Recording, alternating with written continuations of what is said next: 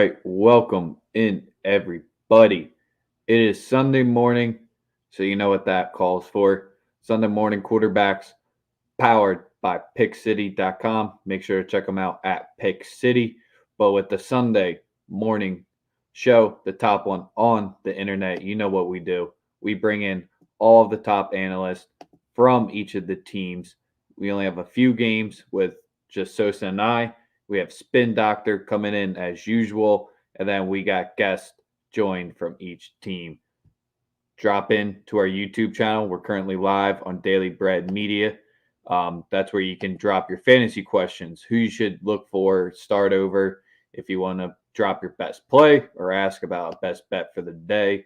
Getting into the YouTube channel is the way to be featured since we put on this show for you guys. So if you want to be part of it, that's your way to do it.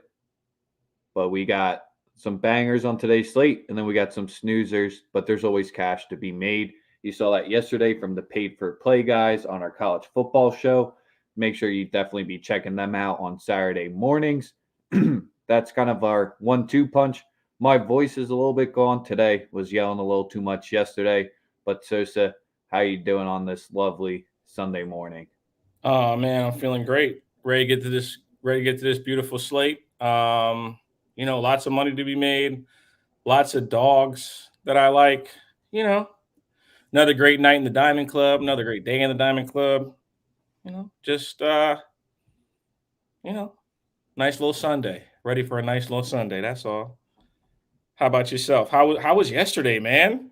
Rex was at the Union game yesterday for a walk-off win. That's crazy. I know Football this is a fans football love show, soccer but wow. talk at the begin. What a moment. What a moment. That's crazy. We got a Hamilton exclamation point, so that makes it seems like Lewis pulled it out for us here. Did he get the fastest lap? I don't know. John Doe's just yelling Hamilton because he knows you love your boy Louis. But yes, my voice is a little bit gone, but this is the show for the analysts to come in, drop their knowledge, so we won't really have to worry about that. So we'll jump into our first of 3 games where it's going to be a mini daily bread portion. Sosa and I will try to cover these in 10 minutes. And then we got our analysts joining for each of the rest of the games. So potential snoozer, who knows? Joe Flacco back in action starting today. 3.5 point dogs. That's a minus 115 juice. You got a total of 44 sitting there, which looks to be a little too high in my opinion. We're going for Joe Flacco's elite wacko for Flacco back because they're thinking he'll be able to handle the blitz and Miami's vaunted defense, I guess, a little bit better. But, man, if you can give me a flat 3 on the Dolphins at some point today, I really like that. But, Sosa, do you think the Jets can make a little bit of noise?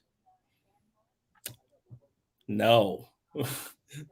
I honestly believe that everyone believes that this is that emotional spot where Miami has a letdown after winning a big game, where I think it's the complete opposite. I think it's a team that has belief in themselves. The results have not been exactly what they've wanted them to be at the beginning of the season. Still a lot of time left in the season to make a run. I know that sounds crazy because of the Patriots looking good, but that's the mindset that the coach has to instill in these guys, or he'll lose them. I think Miami comes out here, gives a good effort, playing against Joe fucking Flacco. And I think Miami wins this game going away. I have Miami covering the spread, and that's that. That's my only play in the game. I have Miami winning the game by like anywhere from 5 to 8 points. So you think if it's 5 to 8 points, you might be able to get a better number on the Fins potentially live, but I'm here in the same spot. I don't think it's that much of a public side here, but started off, the bread is on the Fins in the early slate at 1 o'clock. Correct. Yes, sir. And we'll start to get a little bit spicier once we get into these games here, because that's the one you kind of just have to do so you don't get fined for today. But we got probably not an interesting game here. Tennessee has the potential to continue just to steamroll teams. I'm kind of shocked it's only 10.5.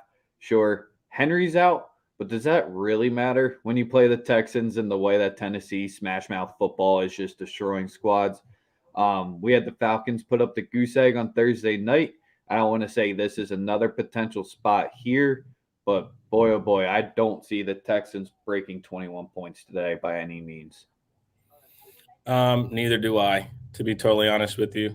I am not, but the thing is, I'm not betting this. It's a divisional matchup. One of the teams we know to be, we say it's they suck, but it's a divisional game. Derrick Henry not playing, I think that plays a huge part in them in their game in the game plan here. Obviously, coming off a game where they beat New Orleans, another emotional high, where they beat a very good defense. It's a stay away for me. I would look at AJ Brown's receptions, AJ Brown's yards. I would also look at Tannehill to get over 1.5 touchdowns, but that would be it. I would not. I would not play around with the spread here. I just don't want to. The number's too big for a divisional matchup, and I will stay away. That's just my personal take. So if you had to start one of the Tennessee running backs, is it just Foreman and don't question it? Or do you think AP might have some value? I think AP definitely has value, especially with McNichols. McNichols is out due to a concussion, so they're short in the backfield, multiple people, and yeah, I would veer towards I would definitely veer towards AP definitely having some level of value, no question.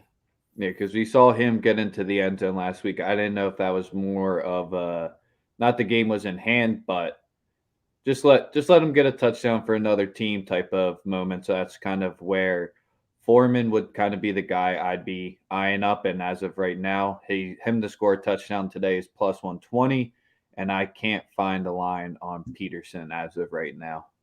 Yeah, they're doing that on purpose. Obviously, we're not. I'm not. We just don't. They just don't want anybody to know what the fuck they have planned as far as the game plan is, which is fair. When you're missing your best player and you have to, put stuff together, you got it. That's what you got to do. You gotta keep the public guessing. You got to keep the other team guessing so that they can't game plan for something they don't know that they're going to see. So that's that in regards to this game. I don't really want to talk about it much. I think we all believe that Tennessee wins this game. Money line has no value. If you guys want to lay the 10, lay the 10. I am not. I guess this is just if you're still alive in Survivor and you haven't used the Titans at this point, might be the best time to fire it up. But let's get into so we got 5 minutes on this game before we get our first two analysts to join in. And we're giving this one 5 minutes because sure the records are not great here, but this game deserves its due with the Rivera versus Cam game. You heard him saying he's back. And boy, oh boy, he said he's back. Outright win in Arizona shorts without Kyler and Murray, but the Washington revenged the playoff loss at home, and now you're getting +3 for Washington here. The defense is actually starting to look back, even though Chase Young is out. I think this is a potential hungry dog of the day. Let me hear it from you, though. I'm going to shut that shit down right now. Oh, real quick. Man, listen. They call him Ace Boogie for a reason. All right. They drafted DJ Moore to get a quarterback. They got a quarterback. Listen, this team is fine as long as Christian McCaffrey's in the lineup. If he plays, the offense will be fine. Sam Darnold was what was fucking him up. Sam Darnold will never take another snap in a Panthers uniform, ever. As long as Cam Newton is alive, Sam, get him out of here. He's done. Give me Cam and them to win a day. They have one of the best defenses in football. The only reason their defense hasn't been able to maneuver or be dominant is because they had an incompetent quarterback under center. It was like the Eagles game where he just set the defense behind the ball, and the defense owned that game until you allowed the Eagles to start in their own in the Panthers territory 3+ times. I don't know. This is where I think I 100% see where you're coming from. The defense is definitely top 15 in the league. The offense would be better if their quarterback wasn't incompetent. Their defense would be even better. If if Sam Darnold wasn't giving it up like it was hotcakes. And Darnold would still looking strong and had this team looking good when he had C-Mac there. The minute he lost him, that's when we saw the old one come out, because for the first 2 or 3 games, he wasn't seeing ghosts just yet. I just think Rivera just not knows this team that much anymore, but if Cam led, I think this defense has a game plan ready. So that's just where, with you this confident and with C-Mac there, it makes me a little less on Washington. But I think Rivera's got something up his sleeve here today, and I think Washington finally starts making a little bit of a push. So I won't make it an official play on them outright, but I do think they got it. Here's my only issue with this. I feel like the emotional loss of Chase Young is going to be felt, bro. Their best player, losing him for the season. I know they won the game, and you have this emotional high from beating a team that's a Super Bowl contender and getting that revenge. And now you're playing a team with a guy who wasn't their quarterback at the beginning of the year, but has familiarity with the players around him. That's what people are forgetting. Cam has familiarity with these guys. He's already played with them before. He has. He's played with McCaffrey, so it's Cam understanding. Listen, I just got to play the quarterback position and not put my defense in situations where they're on the field for 40 minutes and they'll win the game. That's my personal approach to it. Like I said I like Carolina to win the game. I think their defense is good. There's enough tape on Heineke to show that he's average. And the only defense that he was able to really maneuver against is Tampa Bay's defense, who we know can't stop the pass. Mm-hmm. And obviously they turned Brady over twice in the first 15 minutes of the game. I don't see that. So that's kind of where don't overreact to last week. Have a goldfish brain. Forget what Washington did. I forget what it's not pound that drum. I forget what it is. Keep pounding. Pound it. Yeah. Keep pounding. Yeah, that's what it is. Keep pounding. Yes, sir. But we're going to give the guys the rock back because our first 2 guests, you saw them yesterday morning on Paid for Play with the Fire Show. So we got Buffalo versus the Colts. So we're bringing in Goose, who's repping the Bills, and our man Sam, who maybe we'll get him to wear a Colts shirt once on the stream. Oh, we got it today. Let's go. Finally. Fuck you, Let's Rex. go. Coming in hot, baby. Damn. He said, I am supporting my team. We got a winning record, and we're in the playoff hunt. We're back. Whoa. Let's not get carried away. They don't have a winning record yet. I mean. Okay, fair enough. And they ain't going to have a winning record after this week. Great job yesterday, by the way. I got to shout y'all out yesterday. Great show. If y'all aren't locked in for Paid for Play with these 2 guys and JD, I don't know what the fuck you're doing on Sunday mornings. You're not trying to make money for real. So, I need whatever JD had to get him on that. Get that. Energy. I'm trying to find the right mix right now. I don't know if I got the right shit, but I'm hoping. I'm like, back-to-back weeks. We're in here. Mm-hmm. Let's get it. That's what happens when you don't have to work Sundays anymore. It's fantastic. Amen, man. Glad to have you with us. So check it out. We got the Bills. We got the Colts. Playoff revenge game from last year. We saw these two teams go at it last year in the playoffs. Obviously, Phil Rivers is gone. Much more athletic, better looking redhead playing quarterback for the Colts now. And the Bills have looked good and great and terrible at the same time, but the record looks good. And that's the mafia. But I'm gonna let y'all get into it. Who's going first? We'll let Goose lead off. Tell us what you think about your squad and how it's gonna go down today. So I want to start off by saying +7 or the 7-point spread feels like a lot. I think the Bills come away with the win, but I can't touch the spread. The reason why I'm not gonna say I'm leaning the Colts is because I haven't seen one person tweet Bills -7. Everyone is saying Colts +7. It's like it feels too popular. I think that it's almost like the public side. I do want to say I've been looking at the weather a lot in this game. It looks like we're going to get a storm for the second half. Not a storm, but the first half, the weather is going to be about 10 miles per hour of wind. And in the second half, we're going to have 15 to 20 mile per hour winds with rain. So it's coming right about the 2:30 mark. So the one play I want to give out is a first half line. Bills to score 14. I got the line on FanDuel. Bills over 14 points. I think at worst we push. I think they're going to know the weather situation. Josh Allen is a bad weather quarterback, but at the end of the day, so is Carson Wentz and so is Jonathan Taylor. So the Bills need to be leading at halftime, in my opinion, with the weather coming. And one other piece I want to give on this game, Canada just changed their I guess, COVID travel rules. Canadians can come to the Bills game today. They used to have be hype now.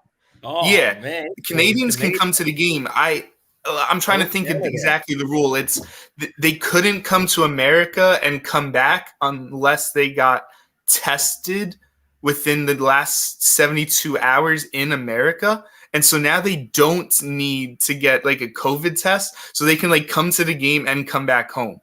So we're going to see some Canadians at the Bills game. And I just think it's going to get the crowd even more jumping. So I'm laying off a full game total or full game side because this weather is looking interesting to me. I'm going Bills to score 14 or more points in the first half, -110. Love it. Like the first half angle there. Sam, let's hear some faith today in the shoe. Nah, there's not a whole lot of faith. I mean, Carson Wentz is still a quarterback. I'm not buying into the team. I mean, we saw last week, like, the team just struggled to put away Jacksonville. They're not a great team. They're a decent team. They'll be in the playoff hunt. They'll be right on the edge of wild card contention the entire year, just because they're in a shitty division, though. But I mean, I think they'll be able to keep it close. I think last year we saw them able to keep it close in Buffalo.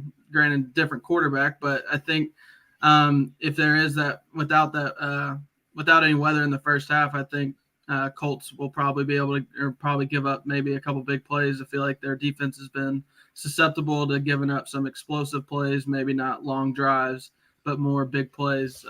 Then Josh Allen probably takes advantage of that. Maybe get Stephon Diggs anytime touchdown for first half, if you want to play that, kind of like that angle. Colts probably going to rely on, especially if the weather's going to be the way it is. I mean, Jonathan Taylor just getting maybe 25 to 30 touches in the game by the end of the game. Just look 400 for 2+ touchdowns for Jonathan Taylor. He's their offense right now. He's one of the best running backs in the NFL, if not healthy, the best running back in the NFL right now. Oh, it's okay to say it right now. He's the best running back in the league right now. Yeah, I agree. I mean, yeah, today with all the running backs healthy, he's the best running back in the NFL. So why not ride him? Like, give him as many carries as you can and see if he can keep you in the game. Try to keep the ball out of Josh Allen's hand.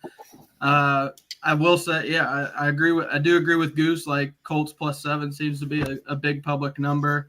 It hasn't really moved at all, even though it seems like there's been a lot of Colts plays given out, or at least in the public that I've seen. So I'm the dumb brain, so I play the public, whatever that is. So I am on Colts +7. So we'll see if they can pull one out. Any props? What do you got for us? Any props or plays before I go? Yeah, I gave out 2 touchdowns for Jonathan Allen. Jonathan Taylor, and then Taylor. I'm tripping. And then Stephon Diggs anytime touchdown. All right, cool. All right, in this game, I got the Colts +7, and I'm putting some money on the money line. Ooh, Colts play on cover the 2. money line. Colts play cover 2 all game. They're not going to give up big plays. They haven't all year. All but one of their games, I believe, been decided by a touchdown or less to 7 points. They're definitely going to cover the game. That's a given. People bring up weather. They won a game in a monsoon on Sunday night against San Fran. I'm not worried about the weather. Yeah, cold weather quarterbacks, both of them. Carson Wentz played in Philadelphia. He played outside. That ain't going to be a problem. Mm-hmm. I'm looking at Josh Allen, and I think that a lot of people are forgetting that this motherfucker's turning the ball over like hotcakes, and nobody cares. Nobody cares. No one cares. They have no running game. You're not going to run the ball against Indianapolis anyway. Their front four is good. They have probably the best linebacker in football, and I love Fred Warner, but they have the best linebacker in football. As far as I'm concerned, like I said, I don't believe that the Bills have beaten anybody formidable. I don't believe in their defense. I don't believe in a team that can't run the ball, especially in bad weather. I'm taking the Colts with the points. I also like Nyheim Hines to get in the end zone. That's my pick for anytime touchdown. It's at plus 340.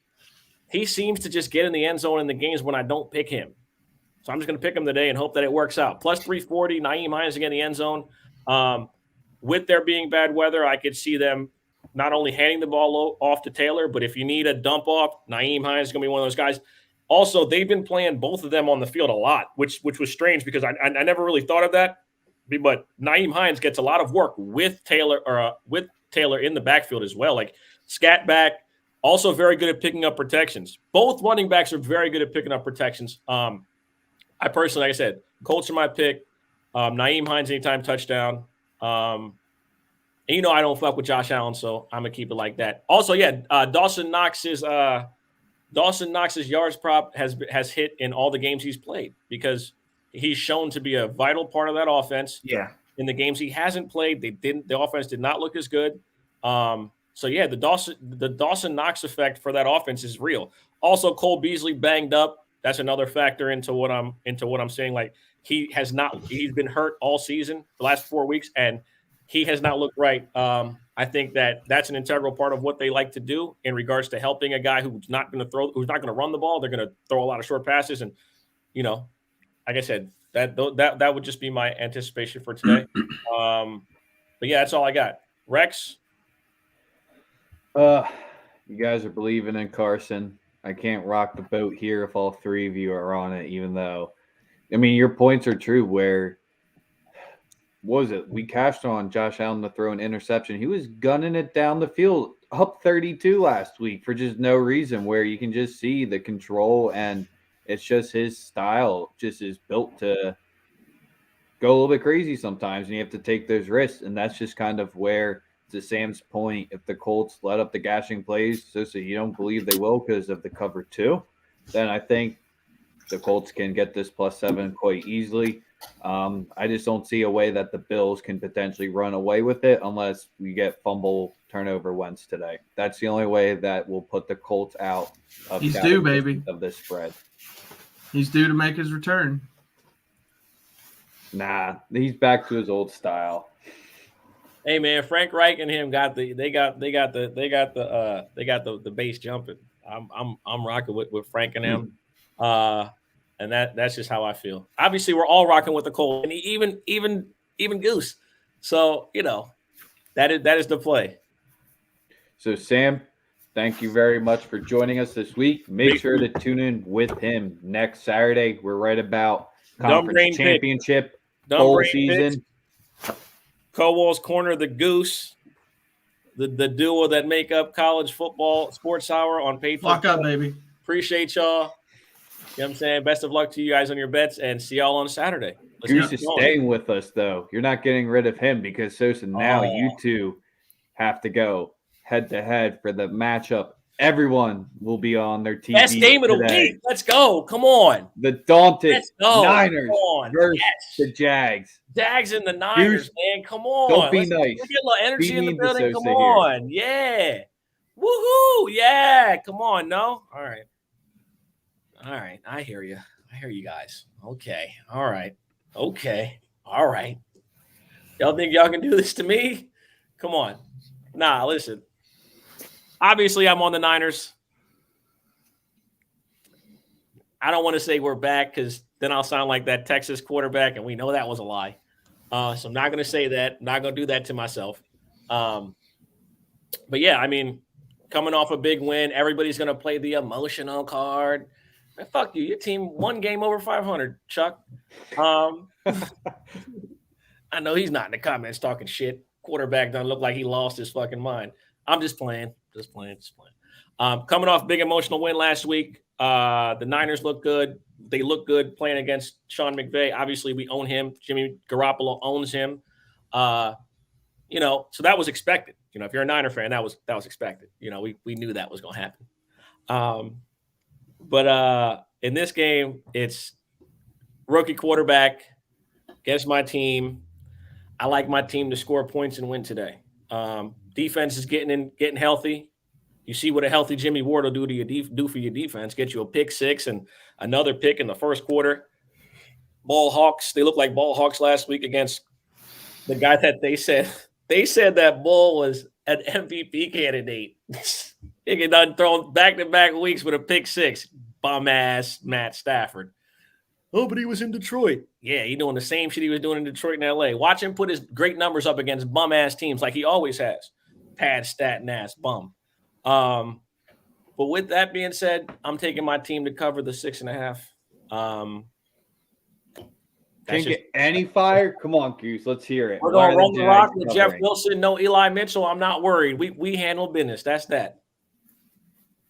How do I cap the Jags? I'm a Jags fan. Like, what is there to say about them? Trevor Lawrence is missing passes, and when he's hitting passes, they're dropping the ball. Jamal Agnew and Dan Arnold, I say it every week, are their two best pass catchers. That's trash. What happened to Marvin Jones? He's mid now. DJ Chark is missed. Laviska Shenault is everyone's favorite fantasy football player. The dude is basically NFL version Percy Harvin. Like, he's not doing anything. James Robinson is going to play, but he's hurt. I mean, so what are we going to get? Oh, I'm so happy we're going to get Carlos Hyde. How am I supposed to defend this team? They look outcoached also. And I almost feel bad. Like, you're just like, bro, like, I feel you, man. Honestly, I'm worried we broke Trevor Lawrence. It's only been 10 weeks. Because No, you didn't. He's not broken, bro. Do we got to have like an after school special moment here? Listen, I'm broken. Listen, bro. Listen. Urban will be the fuck out of here in like 6 months, 4 months. He's coaching next year. Be fine. Don't even worry. You can't break Trevor Lawrence, man. Can't, like, even Urban Meyer can't fuck this up. They'll get him a couple of receivers. Come on, bro. Stop it. Can I talk about the Niners? Sure. Of course. I love it. As long as it's positive. Because I own a George Kittle t-shirt. I think he's the best tight end in football. So I'd like to think I know your team a little. I have Eli Mitchell on my fantasy team. I know he's not playing, but like I think I know the Niners a little. Okay. The Jags don't have a good run defense. I don't care what the stats say. They played some awful running teams. When they play good running backs, they get thrashed. Jeff Wilson, it's his moment. He's back healthy, and Trey Sermon is his backup. And we all know Kyle Shanahan does not vibe with Trey Sermon. I like Jeff Wilson to get that over 78 rushing yards. I know it's a lot, but the Jags don't have a good rush defense, in my opinion. And I feel like this offense for the Niners is settled. We know you have Kittle and Debo. We know you have the running game. And I want to say Ayuk has found his role. He's getting like the 4 to 6 targets a game. Man, I'll say this. All right. The team has found their role. You know what that is? Not letting Jimmy throw it. But he's being a little efficient. Just hand that bitch off. Don't even. He's handing the ball off. He's being a little efficient. I'd like to think that the last few games they found their stride. Yeah, but it's also because of health. The defense has gotten healthy, relatively healthy. So Niners -6.5. Yeah, I'm rocking with you, man. I like the first half too. I think we just jump out and get on them. Obviously, Trevor Lawrence to throw a pick, but you're not going to get any type of love on that. It's probably something to throw in a parlay. I'm looking forward to next year. Give me Kayvon Thibodeau. I need some D-line pressure. I want Travis Etienne back. I think he was a great draft pick because I think we're on the opposite side. I think that was the dumbest pick of the draft. Not that he's not good, but I just think that you look at this team right now. And it's a lot of guys that you could have gotten the second round that could be helping you right now, especially when you already had a running back that was a starter. I think that was a bad pick. I like him as a player. I do not think it was a good pick. I just see Alvin Kamara and Mark Ingram 2.0 with J-Rob and ETN. I just think I think the Jags are trash right now with J-Rob hurt. You didn't like that? Fuck no. You didn't like that. Absolutely fucking not. Alvin Kamara is like one of the best football players we've ever seen. Oh yes, I'm not saying they're better than them. You said 2.0. 2.0 would mean okay. Yeah, no, I rephrased. You said like what? Yeah, I've had 0.5. I'll agree with. Relax. I think ETN and J-Rob will complement each other well, but that's for next season. 2.0. The Thunder and Lightning. 2.0 is a bad statement, but like fair enough. The Jags are broken. Carlos Hyde. We're going to see him get some good touches today. That's bad. Jamal Agnew is a special teams player, but their number one pass catcher. No. Don't overthink it. Niners minus 6.5. Sorry to say to you, sorry about it having to be that, but make sure you guys checking out our boy Goose, Kowal's Corner on Twitter. Paid for play every Saturday. I'm sure they're going to be more engaged for basketball season 2. There's like a bajillion college basketball games, and that's every fucking day. Again, appreciate you, brother. And make sure you guys lock in with Paid for Play, the best source for all your college picks and analysis. Appreciate you. Yes, sir. Thank you, Goose. Let's cash. Let's block. Big Game James knew what it was. Yeah, he meant the diet version. He tripping. All right. I think we get our last. I know Steven will change around the theme. We need some fire from our guests coming up, and that's why we kept it coming. So we got Steven, who will he be parked in the car with his seatbelt on? I'm going with yes, and we got him. Hey, another day. Safety first for the Bears versus the Ravens. So we have a bunch of flu game comments coming in here. Lines supposedly dropping. Steven, tell us about this one. Lamar doesn't look himself. Hey, I mean, I've seen 4 wins from one of my other teams in a row. I'm feeling pretty good today. I haven't had to deal with the Bears in a couple of weeks. It's feeling good. The line's dropped by 3 points already.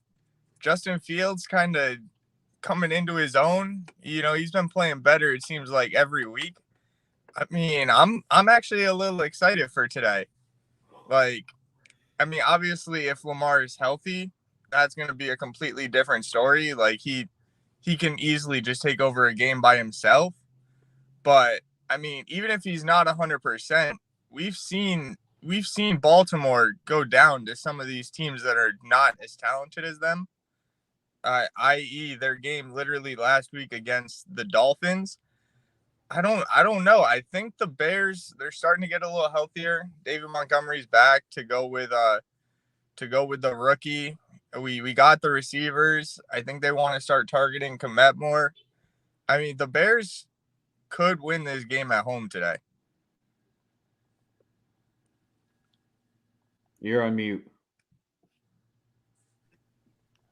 And I could possibly go on a date with Rihanna, but I don't think that's going to happen. So that's how I'm looking at you guys with that one. If Lamar plays, Smackdown City, my brother. Smackdown City. If Lamar, he all he got to do is play. He don't even got to be good. I'm sorry. No Khalil, no pass rush. Your man's gonna have to be. Yeah, I'm worried about if Lamar is playing. Sorry, man. I got to bet against you guys. I'm gonna pull a U. Like, you believe in your team today, and I'm on the opposite side. It's crazy. It's just crazy. The last time this happened, it was what was it? The Lions. Him and Steven were sold at the Picari and Steven were sold at the Lions. I don't know. I kind of see where he's coming from. It's the added rest that the Ravens have from the Thursday night game and just getting completely stomped out. That's where I think it's no longer a big number. I might not be that scared to lay it either. Well, I'm not gonna do anything on the spread before the game starts. I'm going to wait and I just want to see if he's playing, and if he is playing, what he looks like before I make my decision on either side. Because if he comes out and he's doing the things he can do anyway, then I mean 3.5 is not enough for the Bears to be getting. But I mean, if whoever their backup is starting, or if he really looks like he doesn't have any movement and he has to play from the pocket, that's when I might turn and take the Bears. Is it bear weather today? You were on it the last game. Is it potential bear weather? It doesn't Looking outside feel like in bear Connecticut weather might not today. help you. I think bear weather's really that you either just get like a shitty day during the year or anything after Thanksgiving.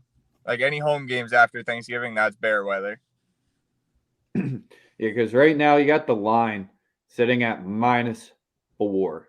That's what it's bottomed out to, it looks like. I haven't seen any threes pop up yet throughout the books. Sosa, let's just hear it. Come on, just dance on it and just say you're doing Ravens -7 plus 225 or something like that. Ravens, man, by a touchdown plus. You already know, man. It's Lamar, man. You know you'll never catch me betting against that guy ever. I don't give a fuck. I'm riding out on the horse that I came in on, and I'm in that. I'm fully a part of the Lamar Jackson Mafia. That's me. I'm one of them guys. Yep, I'm a fanboy. I'm a stan. Call me whatever the fuck you want. I don't care. Best football player on the planet. If he plays, they win. That's how I look at it. Period. All right, so what I'm leaning for just like my picks before the game, I like Justin Fields like over 37.5 rushing yards. He's been hitting that pretty consistently. I like that. And then the Ravens secondary has had a tendency to give up big plays in the passing game. Like it happened against Cincinnati. It happened against Indianapolis. I think Darnell Mooney gets loose behind the defense for at least one. So I like his over receiving yards at 50. But for before the game, that's really all I'm going to be playing. I actually love the Mooney play as well. This Ravens defense has been able to get receivers just beat them straight up. They've given up a lot of yards to a lot of different receivers and average ones at that. No Allen Robinson today, though. I think that hurts. That hurts because Mooney's not going to be able to be himself. I mean, we already know A-Rob, even though he hasn't had a great year, he gets a lot of attention from the opposing defense. You eliminate him from the game plan. It makes it a little easier for Baltimore to game plan. That's my only fear here. The guy I do like is Cole Kmet. The Ravens have been atrocious against tight ends. They've given up a shit ton of yards. I like his yards. I think it's like 35.5. I like Kmet. I like his yards and his receptions. I think it's a very, very good look. It's a very good DFS guy as well. So those are my he's definitely been getting more targets. I think him and Fields are starting to get some of that chemistry down. I like him like as you go deeper into the season. So that would be the one prop that I target. But other than that, it's another interesting game. A lot of narratives with injuries and stuff that have nothing to do with football that are impacting this one. So. Yeah, that basically puts a wrap on this one. Steven, he was live on Paid for Play yesterday, so you could have caught him there. On Tuesday, him and I will be live sometime between 5 and 6 p.m. Eastern, just to talk college hoops. Not betting related the whole time, just talking about some teams, shit we're seeing in the league. So if you want to tap in with us Tuesday afternoon. If you've been following and watching Daily Bread, you know that Rex here is started off the season on a fucking nuclear run. 18-9 basketball. So, 18-9 on Daily Bread college basketball picks. So, it's pretty good. It's pretty good. You know what I'm saying? And that's with no sample of any data. So best of luck to all the other people. Steven, Rex, they got you locked in on Tuesday for your college basketball analysis and just to keep you updated on what's going on around the college landscape. Steven, appreciate you, my brother. Sir, I'll see you guys later. Peace. So my sources told me for this next game coming up, bringing in our third co-host who always joins for the last hour. So make sure to get those fantasy questions ready. Well, I might drop myself out of this one because I heard there's the doctor and Sosa are happy with each other right now in this game and they want to yell at each other. So hey, first things first. Even though I'm a Bucks fan, I'm a Minnesota native. So skull. Is that how they do it? I don't know. I usually don't participate, but I am today. Sure you don't. Never done this before. It's my first time. Yeah, all right. Well, listen, we get right into it. All right. Go. It's either on Team Sosa today or you're on with Team Andy. All right. You've already picked your side. I have. You're with Andy, and that's fine. All right. I personally am betting on Aaron Rodgers. That's it. That's it for me. I don't give a fuck if he's got a broken toe, a broken foot, a sprained ankle. He's going to come out here and show why he's that guy. Period. I know everyone's going to talk about numbers, analytics, record in the building. I'm throwing all of that out this year. It's gone for me. And listen, Aaron Rodgers goes on a gambling podcast every Tuesday morning. If you don't think that this motherfucker knows that he's covered every fucking start that he started this year, you are out of your mind. He is fully aware of what's going on. Okay, that line is adjusted because of him being hurt. He's going to take his cortisone shot in the big toe, and he's going to come out here and put on a show. All right? Spin doctor, if you're on the other side, you're on the other side. We didn't go to church, so you know I'm not scared. We're here. I'm not scared either. Okay. I am a numbers guy. I'm a numbers guy. So Aaron Rodgers is 500 at Minnesota lifetime. 500, including some of his worst performances as a quarterback within the division. Because they hurt him like 3 times in Minnesota. They hurt him once. They played dirty there. They played dirty in Minnesota. You didn't know? That's why I'm a Bucks fan, man. They played dirty in Minnesota. All right. So another thing that I will say though with this game is that for the Vikings, and I say this as a Minnesota native, and all my family, all my friends are Vikings fans. This is the Vikings Super Bowl, okay? Because they aren't going to the real one. They aren't going to the real playoffs. So this is their Super Bowl. They always show out to play Aaron Rodgers and Green Bay. The crowd is going to be lit. So I saw that from Big Game James. Okay, we're not putting money on Kirk Cousins. If you look at PFF's player grades for the season, you know who the number 1 rated quarterback is? All things considered, it's Kirk Cousins, and it's not really that close. So fans up here love to hate themselves some Kirk Cousins. So I'm unbiased because I'm a Bucks fan, so I can say it. He's actually having a decent season, and the Vikings record is not really related to him. There's a bunch of things wrong with the Vikings right now, but he ain't one of them. Now, that said, another thing that I like to look for is talk about numbers, look at public betting trends. Okay. So what you have here is you have a line with the Vikings that opened up at +1.5. And right now sits at +1. You can probably get +1.5 in a few places. That's juiced. 31% of the bets are on the Vikings. 69% are on the Packers. That's almost 40,000 total bets. However, the money is split even. What that tells us is that there is heavy action coming in on the Vikings. And the only groups of people that have the ability to do that are sharp pro betting syndicates that win a lot. So the question I would ask is, do you want to bet with the books, or do you want to bet with the ones who go against them, with sharps? They want to bet with Sosa. All right. Hey, we're going to find out in a few hours. We're going to find out. Right. We're going to find. I put my money where my mouth is. I got money on him too with Sosa. I got money on him. So I am taking the Vikings. I'm taking them to cover the 1.5 for sure. I'm taking them to win the game by a field goal. And I would also take Aaron Rodgers over half of an interception. This of all the stadiums that he plays in, within, especially within the division. Not that that's saying a whole lot, because when you got Detroit and Chicago, but within the division, this has been his personal house of horrors of all of those. 500 record, not a huge touchdown to interception ratio, under 200 yards at least 4 times. So it has not been a good run for Aaron Rodgers in whether it's the Metrodome or whether it's US Bank Stadium. Also got to factor in that Aaron Jones is out. Mm-hmm. Aaron Jones is out. Mm-hmm.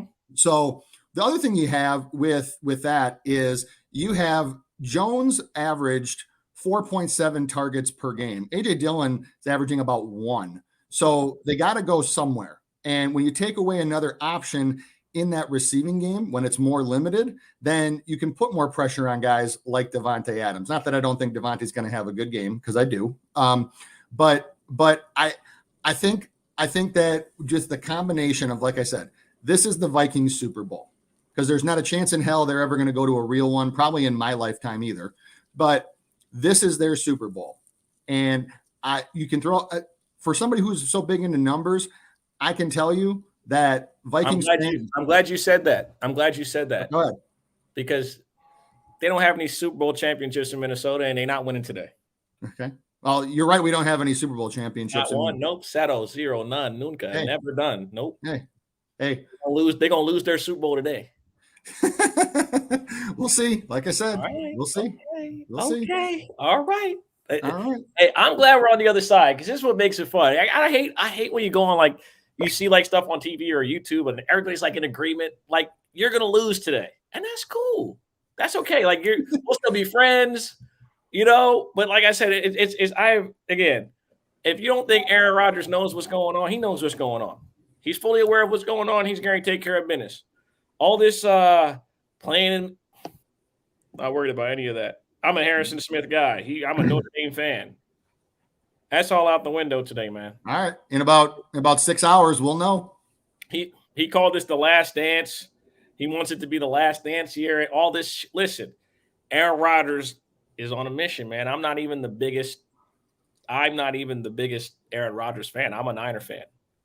I'm not one of those guys who like talk, but like he's God or anything. Because there are some guys who make it out to be he's the greatest thrower of football ever, and that's a conversation for people who never watch guys like Dan Marino throw the ball, shit like that.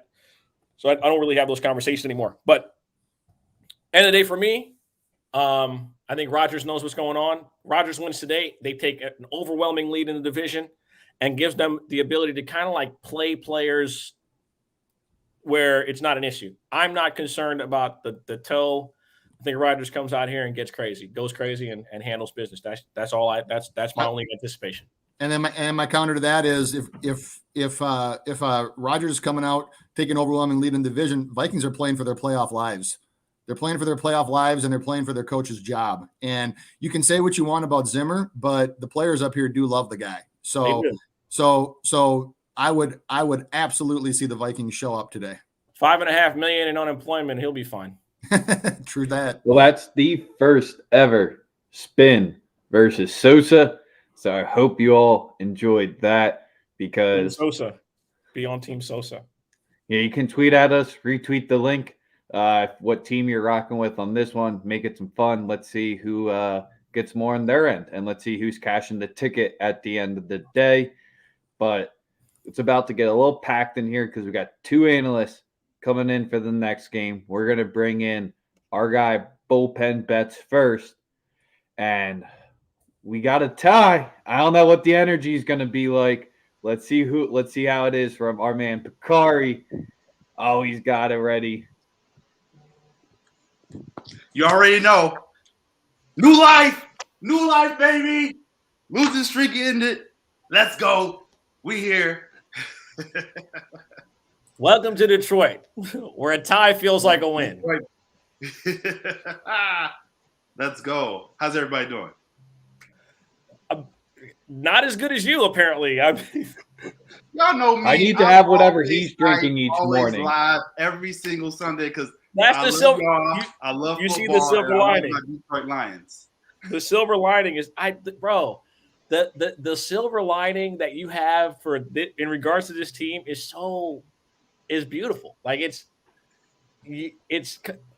commendable, man. I'm sorry. I gotta respect it. I respect it. I gotta be honest. Hey, that's how you make your name, especially in Lions media, when you're rocking with the team through thick and thin, and you're showing up with this energy each day. If someone tries to poach him, me and Sis will find where you live because Bakari is ours. He's our Lions analyst. Find yourself another one because we already got the top one in the game, and now the bullpen, Mari, the take helicopter man himself. How are you? Good morning. Good morning. Top their money, man. The GOAT. You know it. Good. You know it, man. I've been scrolling the ads. I haven't found one I can afford yet, but we're gonna get there. Let's go. Hey, it's good to have goals in life, and I mean, a helicopter, it would definitely stick out in my neighborhood. But whatever. That's why I want to buy one. It'll also be the most ultimate flex. Absolutely. I mean, I'm gonna have to find somebody to fly the damn thing, but yeah, we're in it to win it. Yeah, great job by the Lions last week. I thought they were gonna pull it off. I was rooting for you. I actually had them picked in a pool that I do with buddies. So I was disappointed. I mean, it's good that they got a tie, and I still don't understand why they do ties in the NFL. That's kind of odd, actually, but I'll take it. Hey, I'm with you. I need the Steelers to lose every game. No offense, Jammer, but like that division that we got going on there is wide open, and I'm pretty sure that none of them teams want to win that division at the moment. So, nah.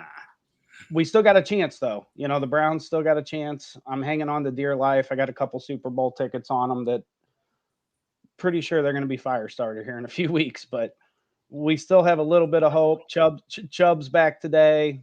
It's a nasty, rainy day up there in Cleveland. So I think he's going to go nuts, and that's pretty much what we're banking on. When it comes to the Browns, we're pretty much down to Chubb. Okay, like that's our guy. I mean, Odell's gone. Baker looks like shit. Donovan Peoples-Jones is banged up. The whole team's banged up. The coaches are confused. I don't know what's going on in Cleveland. It really is a hard team to wrap your head around from week to week. One week they look like contenders, and then the next week they look like an XFL team. So it's a tough gig. It's a tough spot to be in the dog pound right now. But we're still doing good on fantasy. Spin Doc last week. Wow. Holy shnikey biscuits, man. I mean, just absolutely smash. Your projections and models are pretty much on point. I mean, obviously, I don't have a helicopter yet, so there's room for improvement. But I got you. Yeah. Hey, and as well as anyone, the DFS game is a tough, it's a tough pill to swallow. I mean, from week to week, you just have no idea. It's really difficult. I mean, and back to luck. I mean, luck has a huge factor. And you'll see guys, I'm the GOAT and I'm good and I can read this and I can do. Luck has a huge factor in all of this. It really does. Well, and I'm glad you mentioned that because in the Millie Maker, so for those that don't know, it's a tournament on DraftKings where there's like 250,000 people. You enter for like $8 and first place is $1 million. You have, if you put one lineup in, no matter which way you slice it, you have a 0.0004% chance of winning. So you can be the best DFS projector on earth. And there's always going to be, so like, for example, you had a guy like Marcus Johnson from Tennessee last week that scored a touchdown and went off for like 80 or 90 yards that was owned by damn near nobody. So you'd have to have him and everybody else that was top in their position to cash that $1 million. So I'm totally with you. There is a massive amount of luck involved in a huge scale tournament, but the fact that you can enter for $8 and win $1 million, that's why we do them. Right. Yeah, and it's tempting. It's hard not to get into them, and obviously the odds are stacked against you. And I'm a big odds numbers guy.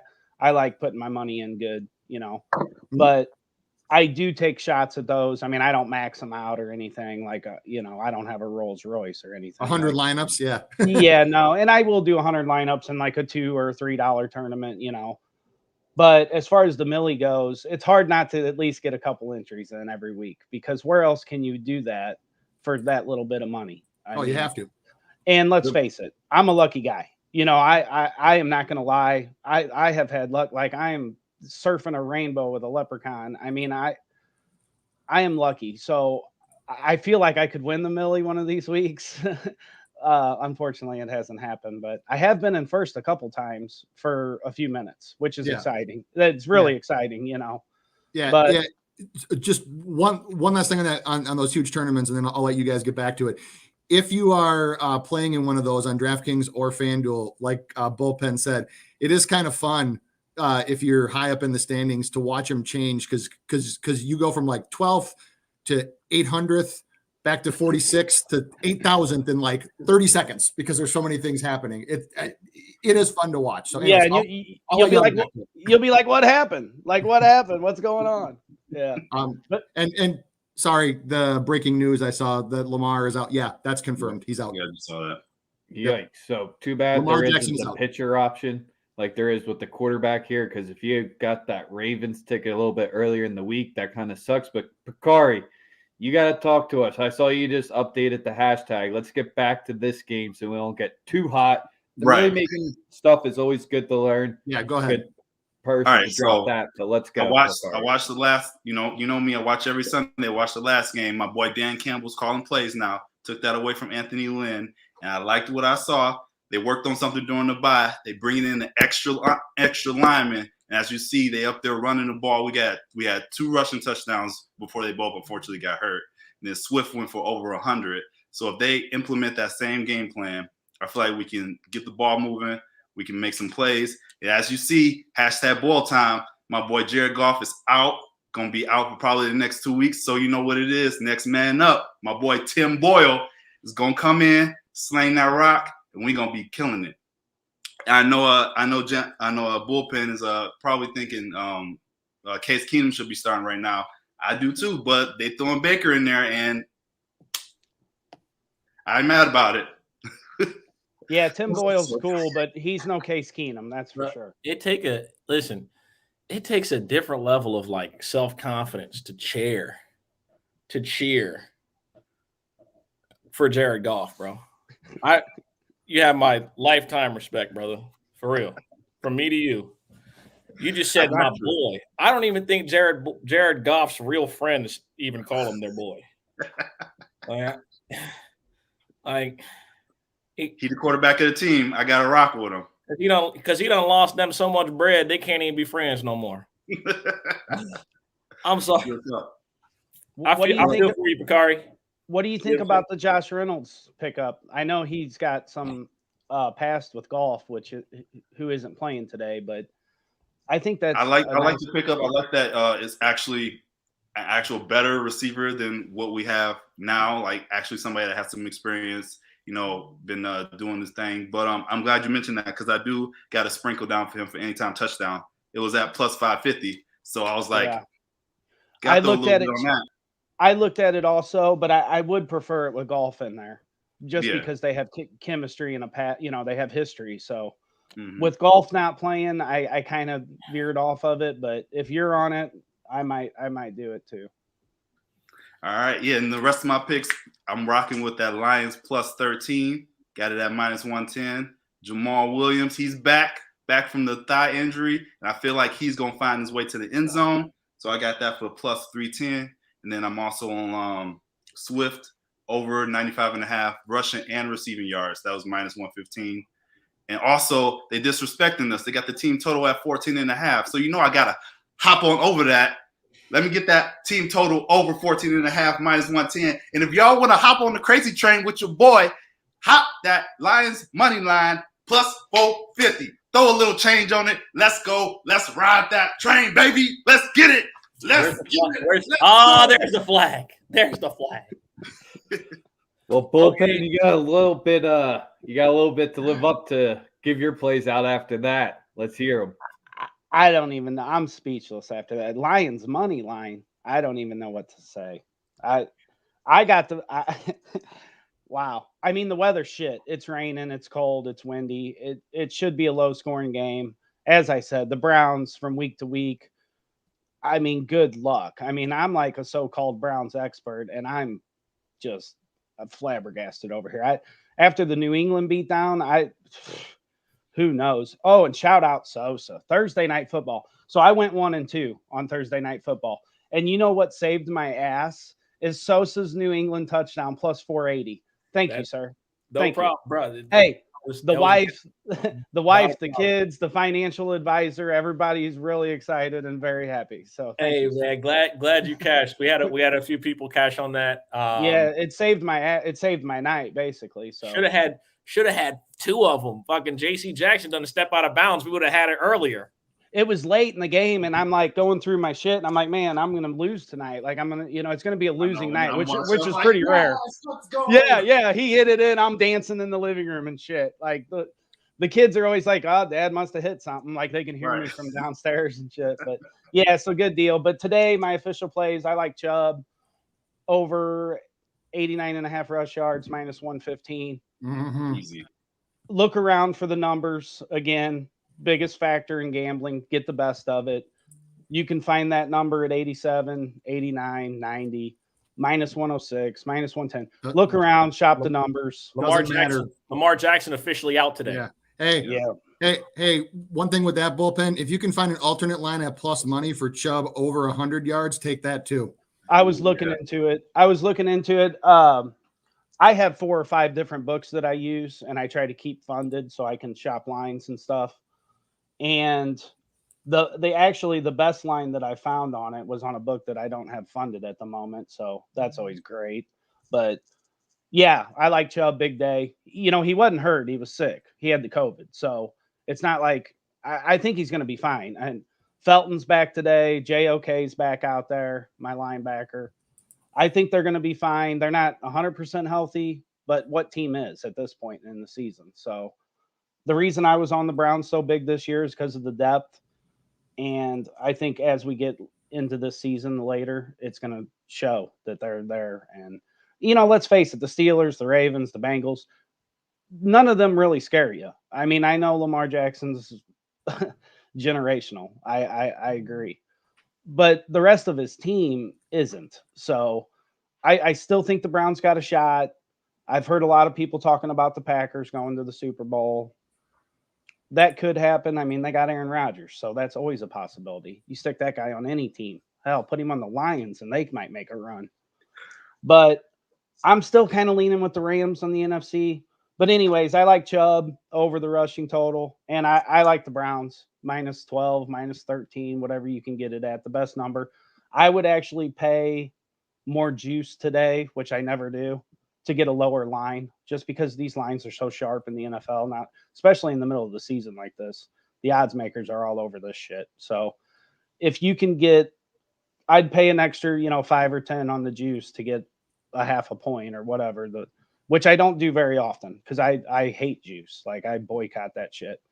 But that's where I'm at. I only got 2 plays. Browns minus 13, minus 110. Chubb over 89.5, minus 115. Good luck. I'm not doing. I don't have no helicopter money plays today. I wish I did. I got one, but not for this game. Oh, good. I like it. It's going to hit too. People. It's going to hit too. I promise you. I got one play. I swear I've been eyeing it since the lines dropped. And it's going to hit today. Our boy Alex, the Eagles correspondent, Weapons X, he had a helicopter money play he released on a hockey game the other night on a shutout. And I tailed it, and we almost hit it. They scored late in the third. So we were both like up late and like crying on each other's shoulders. But shout out to that guy. So let's hope Jarvis Landry finally makes an appearance back today, because the fantasy team might need him, or he might be going on the bench for Darnell Mooney. That's to be decided on Team Rex. Yeah, he's chilling on my bench, Rex. He's the bane of my existence this season. So you are on the Reynolds anytime touchdown, Josh Reynolds? I am. You're not worried about your boy, the quarterback situation? Nope. Okay. I'll look into it. I'll see if I can get a better number. Oh yeah, for sure. Well, that's going to wrap us up. You gotta have faith. On the Cleveland versus Detroit, we had bullpen and Bakari. as usual, great for you guys. Lake to be Erie here with Bros. us. Good luck. Good luck. Lock in with Bullpen Bets. He's officially on Pick City now. Make sure you guys tap in with him. Pick City is our major our sponsor of the show. Check out Bullpen Bets on Pick City. LL Cool P, Picari to God. Appreciate you, my brother. Man, big heads. We'll fix that in a second. There we go. I bet everybody, thank you for all who rocked with us through a 15-minute long Cleveland versus Detroit segment there. So you're all welcome for that. Who else is bringing you that ground-breaking and heartbreaking analysis? So now let's go to the birds here. Saints traveling up north. Wrong one. Someone left, so they moved. Here's Alex. What is up, my man? How you feeling today? Doing jumping jacks while sitting down. He's ready to go. I'm ready to go today. Hey, man. I went back and watched that last game of Jalen. I was wrong. Oh boy. Here I'm we go. happy. I got nothing to say. Look, it's still a work in progress, but hey, I was really proud the way he ran that game, the way he actually like dissected the defense and everything. I really love the birds here. I'm gonna take an alternative spread line here at 6.5 at plus 155 for the birds at home to smack the Saints. The Eagles historically are good at smacking the Saints. Hey, it's just a spot for me here. They're a hot team. The Saints on offense have been okay. They're missing. I mean, they're at the third string quarterback in Simeon. Simeon, it is who it is. I like us to stop the run. Kamara's out, so they don't really have that like dual threat running back. Ingram's a guy that you're just gonna plug in the middle and that's it. He's not that athletic. The other thing I like is Kes Watkins come out game today. So I know Marcus Lattimore is your boy. So I know I get it. He's a great guy, but he does bite on double moves a lot. Marshawn. Marcus. I love Marcus Lattimore is saddest story in the history of football, but we can't talk about that. Marshawn Lattimore. Marshawn, yeah. He's a great corner, but he does bite a lot on double moves. He does get burned. I like Kes Watkins over receiving yards at 35.5 at minus 110. I like Kes Watkins anytime TD at plus 300. I like Jalen Hurts to get into the end zone as a rushing TD at plus 200.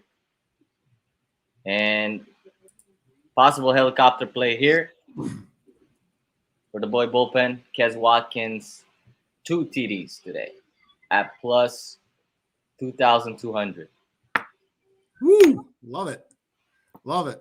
Hey, the only thing I'm gonna say about this game, just some real quick numbers for public betting for those of you that follow it like that, and I do.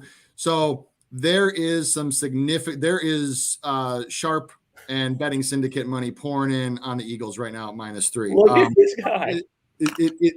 Guys, it's pouring in. So 39%. There's 28,600 bets placed on this game so far, give or take, in multiple online books.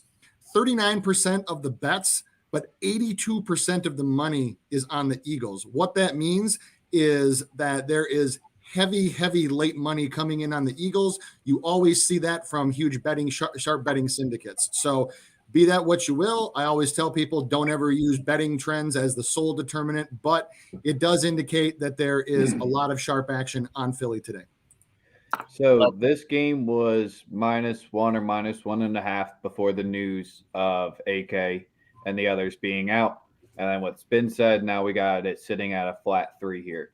So the biggest reason, other than the Eagles actually giving a notice to the run and actually making it part of its playbook, was when Lane Johnson came back from his mental health break, and he's came back like a new guy and just killing it. that's when their running game has started to gain its steam over the past few weeks, even with Sanders being out. They've just put a mantra to it, and that's what happens after you build to it. So that's where in this game, they can't abandon it whatsoever. The Saints defense here, if they're going to smash mouth it, that's going to be where, Alex, you thinking they have to take a deep shot or two with Quez? They have to, because that's what Jalen's weakest part of his game is hitting the further deep ball. We saw him hit Devonta on the 46-yarder last weekend, but probably not the best of throws. It was more of Smith making a great play on that ball. So that's where I think you're a little wild thinking Quez was going to get that, because unless they start using him more as a red zone threat, which I don't have his exact targets in the red zone, he's going to have to break one or two long ones to get you your helicopter play. So, of course, I'm rooting for you here. I just don't know. Even though that syndicate may be smart and they make a living off it, at -1.5, I like the Birds. But at -3, that's a little bit where I get there, because I think Jalen, and I hate to say this, I think he commits 2 turnovers today. Now that Alex is high on him, he's thrown interceptions in 4 out of his first 5 games. He's been clean over the last few, and he's even with the more rushing attempts, he hasn't fumbled it yet, and he's been very sound with that. So that's just where I expect him to at least create 1 turnover, potentially 2 in the game, and that's why the -3 gets me a little nervous, because we're gonna have to create 2 on our end as well. All right. This is what I got right now. Okay. I like the Eagles today. I do. I think that listen, the Saints are amazing against the spread on the road. They play great on grass, which is rare for a team that plays great that plays indoors. They play great outside. They went to Tennessee last week, and but I think this is the week where the patchwork catches up with you. No AK, no real number 1 receiver. Trevor Siemian on the road in the cold. It's cold outside. It is. It's cold. It's cold yesterday. It's cold. It's cold outside and windy. No. I mean, Ingram's good, but I like Philly today in Philly. The game was in the Dome. I will be on New Orleans, but I do have 1 revenge play for anytime touchdown. Okay, last year the Saints lost 1 game with Taysom Hill as the starter. That was against the Philadelphia Eagles. Mm-hmm. Today, he's going to score a touchdown. Taysom Hill will score a touchdown today. +410. He'll score a touchdown today. Under 10 yards in the red zone. He'll get multiple carries at quarterback because Slay is going to take whoever he wants out of the game, and I don't trust anybody outside of Deontay Harris possibly popping one off long as a receiver. Yep. I do also like Troutman in the game as far as yards. The Philadelphia Eagles have been absolutely atrocious against opposing tight ends. Whether it's his receptions or his yards, it's 100% worth the ticket. Every tight end has performed well. They've given up a league high number of touchdowns to tight ends. Another guy I like to get in the end zone today is Dallas Goedert. They showed him the money. Yeah, He gonna come out and get him a touchdown. +230. Give me Dallas Goedert to get in the end zone. I like it. When a guy gets paid, you try to feature him. He gonna be here for the next few years. He's the 3rd highest paid tight end in the history of football. He better come out here and show us why you're getting them checks. Yep, and he needs a big next year with that, because this year it's not written off yet, but he needs a big season next year. Ertz is out. He's the main point, and that's what Hurts didn't do last season. He was struggling to find his tight ends consistently. This year he's changed it in his game, which has made the offense a lot better. I can't believe I'm the one who's the lowest on the Birds out of all 3 of us here. Seems a little wild, but I might have to join. Why are we flip-flopping? I'm not flip-flopping. I told you I think Hurts struggles today. That's my personal opinion. I think he commits at least 1, if not 2 turnovers today. I mean, he could. I just really like the spot because I think he will, but I think Trevor Siemian will as well. Yeah, and as long as we get that, then we're fine. I think it's going to work both ways. I think, and again, bro, like teams don't come into Philly, and we haven't won at home yet. I know, but every game's been super close. Yeah, but when you're laying points at home and you haven't won at home yet, that's where it just makes that's what I'm just saying. That's where it gets tough, where they've yet to win a game at home. And Rex, I got a bunch of homies that are Saints fans too, and they're just like, "What the?" Yeah, fuck? I know. Probably in spaces too. It's gonna be crazy. Like, but all right, Chuck's with me. That doesn't make me feel great, but Chuck's on my side. One more thing about Kez, Rex. Kez had 2 TDs in the red zone called off this year. He also had a bomb that Jalen Hurts underthrew against Dallas that should have been a TD, which was the pick of that game, right? I know you're not bringing up that Jalen Reagor running. You know what? You got it. Whatever. It's okay. Let's move on to the next one, Alex. You dropped all your official plays, correct?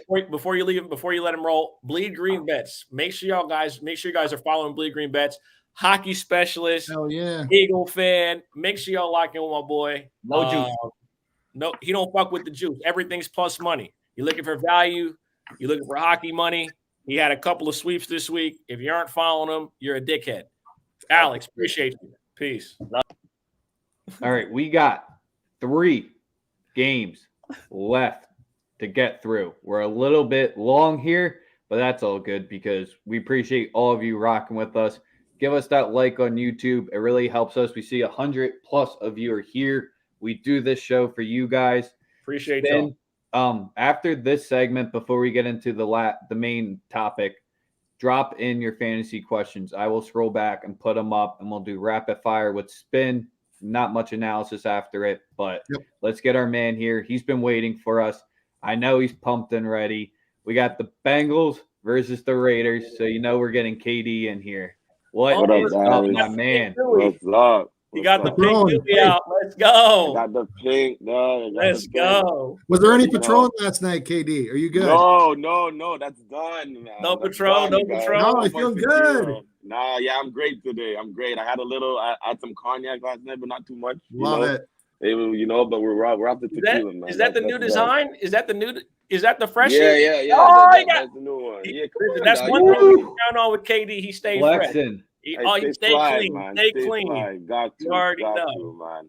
Yo, man what's came up, out guys? with the pink Dewey with the cape out. He ready to get busy. Come on, dog. Let's go. You already know, man. How's it going, guys? Oh, man, I'm good. I'm ready. I'm ready to hear what you got to say. Man. What can I say, man? I mean, yo, this is our 3rd year straight. Yo, we've been fucking we start off great, and then we get the second half of the season after we start to tank. So, like, I don't know if I should be surprised or I should just rolling with the punches I've been as a Raiders fan. You know what I mean? To me, this is like kind of a must-win game. Like, I mean, Bengals are coming off their bye, but we're playing at home because next week we got the Cowboys, which I don't think we're gonna win against.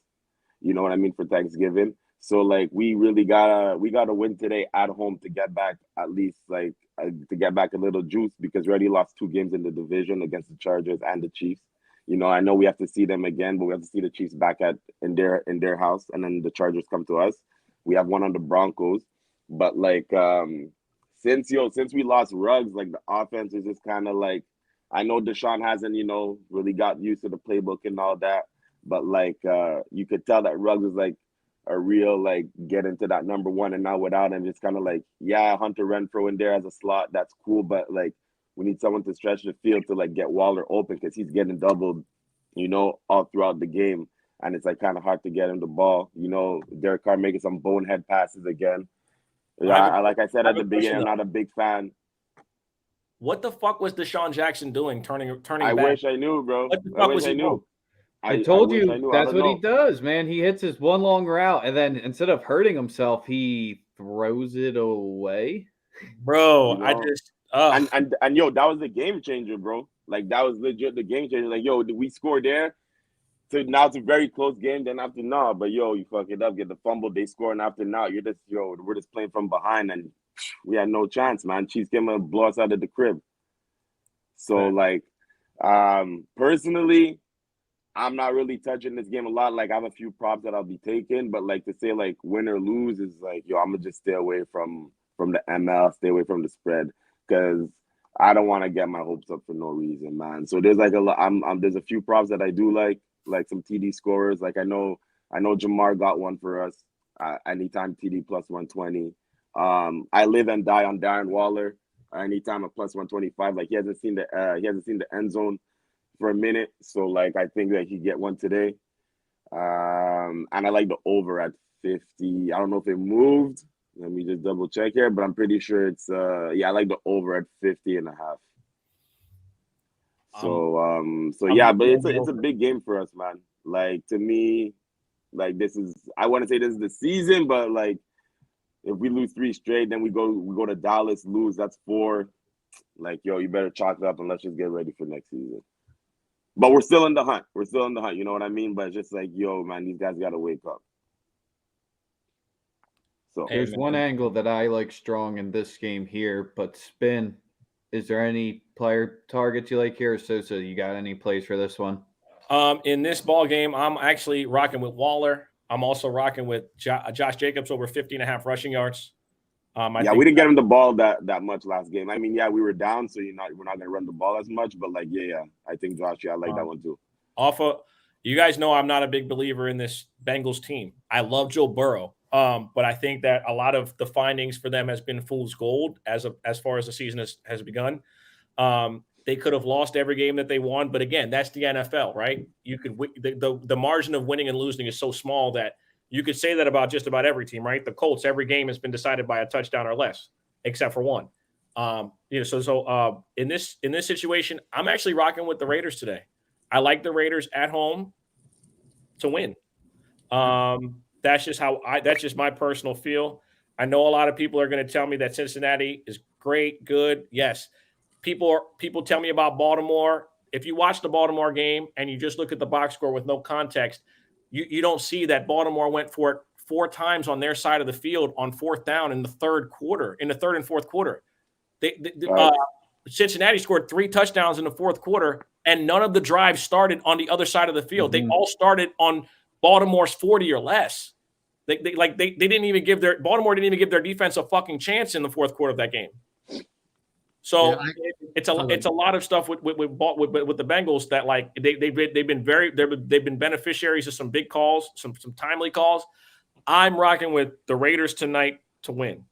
I'm today to win the game. That's my pick in the game. Yeah, I agree with that. The other prop that I like a lot is CJ Uzomah over 28.5 receiving yards. It's at -110. It's not a huge number. The only team in the NFL that is worse in tight end coverage rankings than the Eagles, who you just talked about, Sosa, is the Raiders. They are 29th in coverage rankings to anybody but wide receivers. And a tight end has gone over this total versus the Raiders every game this season except for the first one. Also, teams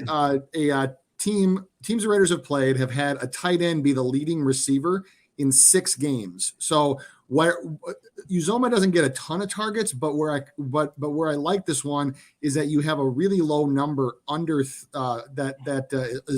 under 30, and he might be able to hit by halftime. So I don't think that it doesn't change my opinion in the game at all. I think the Raiders win quite handily, but I do like Uzomah's receiving prop over 28.5. Make it official. I have one defensive prop as well in this game. Ooh. And that is Denzel Perryman, assist and tackles over 9.5 at -115. Just like you said, they don't defend the tight end.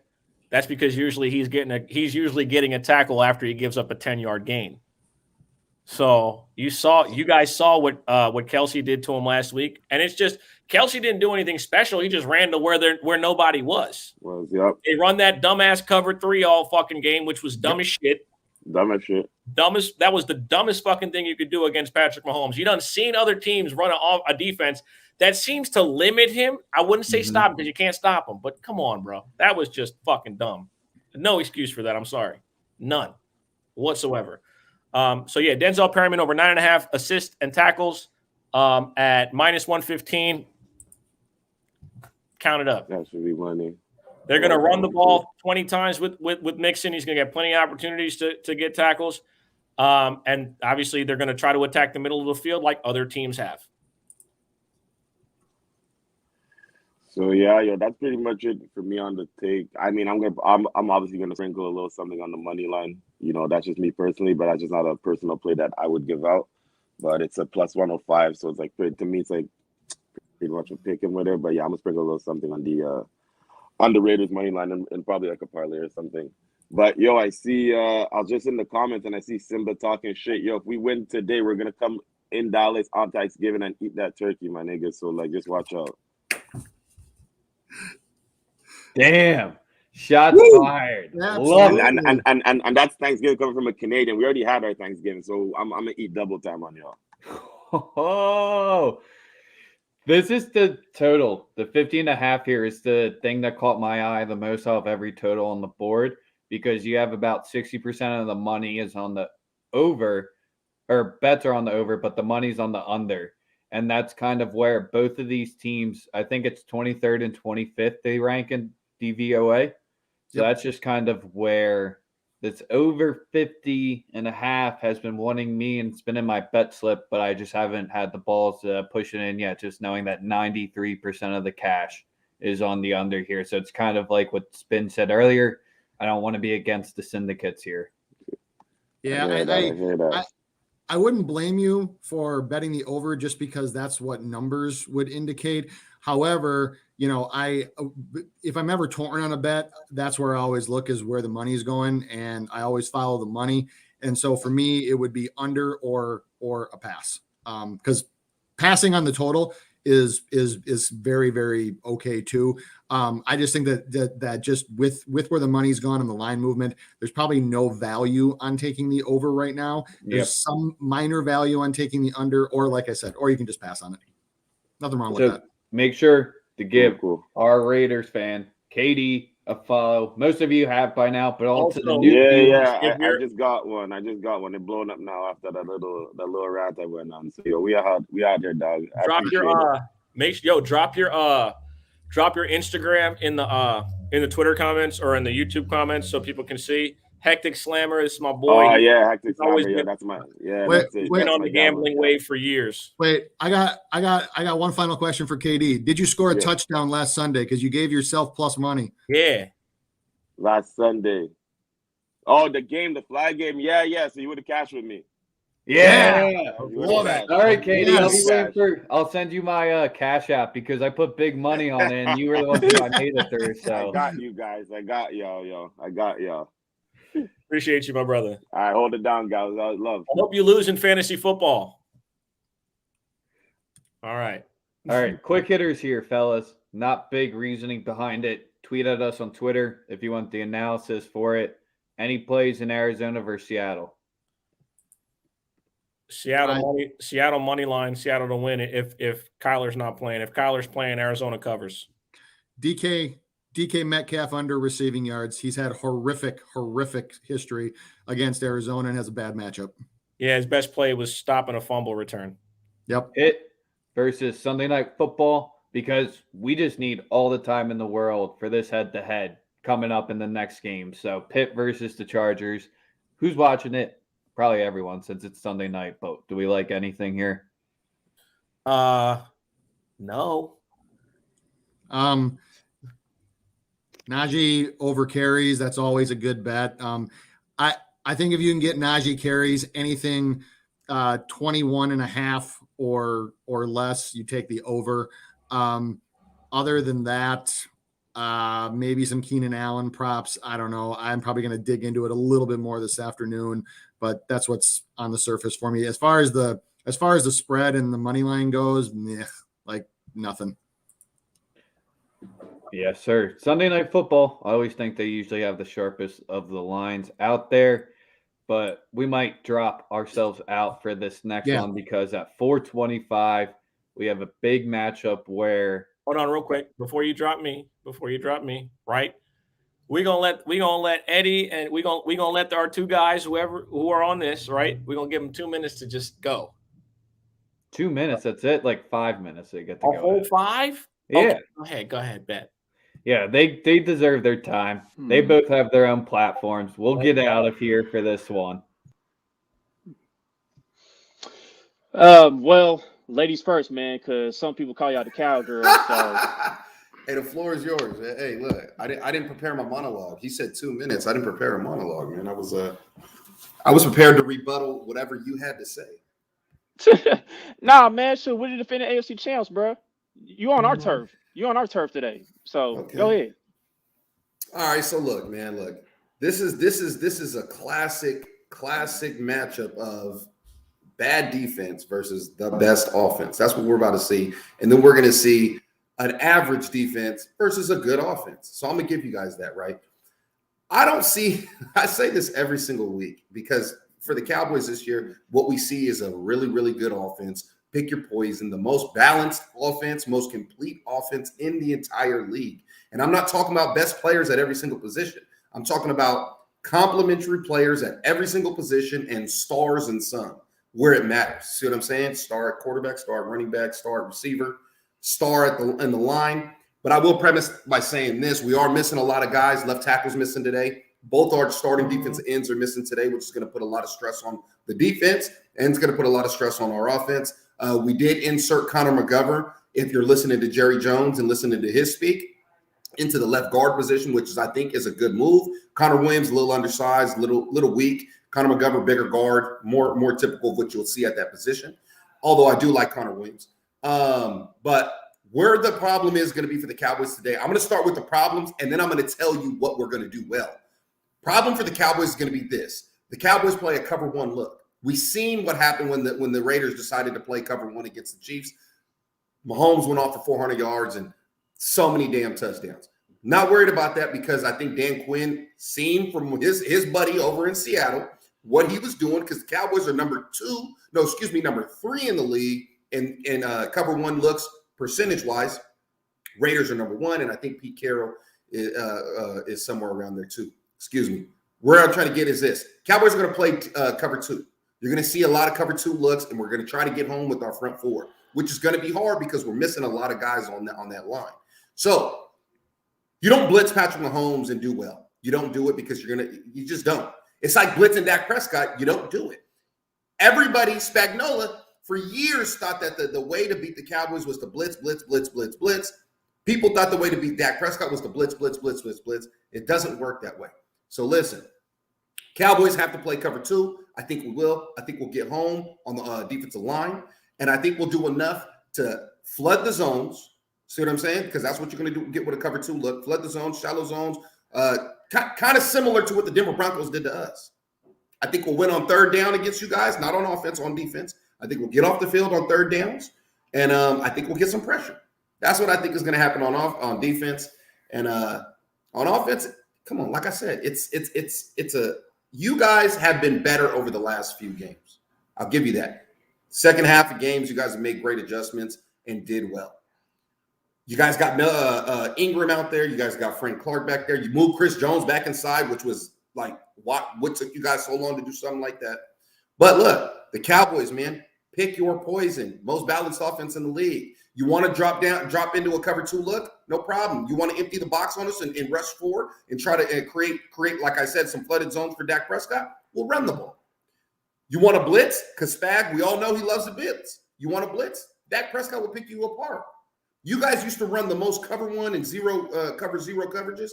Not anymore. You guys are now dropping back a little bit. No cover 1 anymore. No cover 0 really at all. And you guys are now into a cover 2 look. Look, if you guys don't pack the box, Zeke might go off for 120. I'm telling you now. But I'll let you talk for a second. All right, that was great analysis and all that. And I see you little parentheses, Cowboys by 6. I mean, that's cute and all. You know what I mean? Okay, so let's get to the bottom of things, man. You have some good points. You know what I mean? You mentioned our defense, right? I want to tell everybody this. We lead the NFL in second half defense as far as points per game. We've given up the fewest points in the last 4 weeks on defense in the second half. And now that's beginning with the Titans game in the second half when the game is already out of control. Now, I want to hit the Zeke point. Zeke, yeah, I expect Zeke to probably get in the end zone today. Cool. But y'all saw us play against the Titans, man. Y'all saw Derrick Henry had to work for his yardage. He didn't get 100 yards. I think he had about 30 touches, and he couldn't get 100. People forget, Nick Bolton is stout against the run.